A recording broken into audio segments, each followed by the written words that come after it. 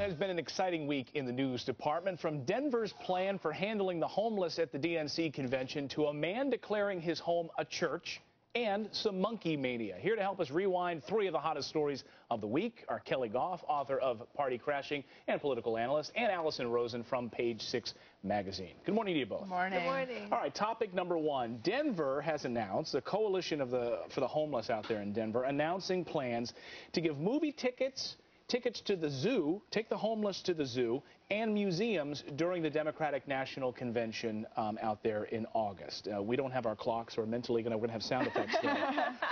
Kelly, do you think, first of all, this coalition for the homeless out there deciding that, you know what they're going to do, they're going to take these people and they're going to put them in the movie theaters, in a cold theater, and they say that they're helping them.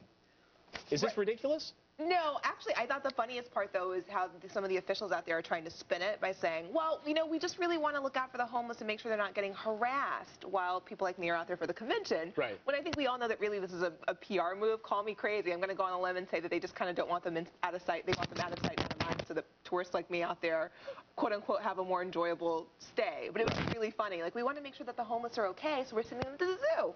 Is this where you want to spend your time if you were a homeless person and someone said to you, hey, we got movie tickets for you? Is that what you want? They have an option of going to a shelter where there's big screen TVs, or going to the zoo, or going to the movies. If I were homeless, the first thing I'd want is a home, and then I would prefer to watch TV at the shelter, and then I'd probably maybe go to the zoo. But here's the thing. I think that a convention is like a big reality show for the city that has a convention, and as we all know from... Oh, no. Hey, you finish your thought. As we all know from watching TV, the first thing they do with reality shows is they go in and they change everything to make it real. Yeah, so they're just like, we're going to change everything. Yeah. False reality. All right. I love that you asked if you were homeless, would you want this? I mean, I want to go to the zoo. Like, that'd be fun, actually. And maybe you'd want to go to this guy's house. Here's topic number two this morning. A man decides, his name, by the way, George Michael, decides he's going to turn his giant home into a church. Of course, he allegedly, to get a tax break, $80,000. Look at this giant house. He puts up a cross on it, says, you know what, now it's a church. What do you guys think of this? Kelly? I think this is a gimmick for George Michael's new tour and album. So it's not really it's not the musician George Michael, by the way. At least he's staying out of the bathrooms. Oh, stop it. What do you think of this? I think that we're unfairly picking on him. Clearly, he is a devout man, because he studied religion online.